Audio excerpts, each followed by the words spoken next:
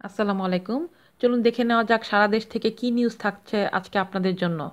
১০০ টাকায় ১,০০০ ইলিশ। শিরোনাম দেখে অবাক হলেও ঘটনা সত্যি। মাত্র ১০০ টাকায় পাওয়া যাচ্ছে ১,০০০টি ইলিশ মাছ। ইলিশ কিনতে হুমড়ি খেয়ে পড়ছেন ক্রেতারা। তবে এসব মাছ জাটকা, সবই ২ থেকে ৩ ইঞ্চি লম্বা। প্রতি কেজিতে রয়েছে হাজারের বেশি ইলিশ মাছের পোনা। ২৩শে এপ্রিল রোববার বাগেরহাটের মেরেলগঞ্জে বিক্রি হয় এসব জাটকা ইলিশ। সরকারের নিষেধাজ্ঞা উপেক্ষা করে জেলেরা নদী থেকে এসব মাছ ধরে বাজারে বিক্রি করছেন। রোববার সকাল ৭টার দিকে মেরেলগঞ্জ পৌরসভার বিভিন্ন সড়ক ঘুরে ঘুরে এই গুড়া ইলিশ বিক্রি করে ব্যবসায়ীরা। প্রতি কেজি মাছ বিক্রি করা হয়েছে ১০০ থেকে ৩০০ টাকা দিয়ে। কুঠিবাড়ি এলাকার টিটু কাজী জানান, তিনি ২ কেজি কিনেছেন ১০০ টাকা কেজি দরে। লঞ্চঘাট এলাকায় শহীদুল হক বাবলু ও ব্যবসায়ী রতন বলেন, এখানে গুঁড়া ইলিশ বিক্রি হয়েছে ২০০ টাকা দরে। ৫ নং ওয়ার্ড কমিশনের তপন পোদ্দার এই মাছ কিনেছেন ১৫০ টাকা কেজি দরে।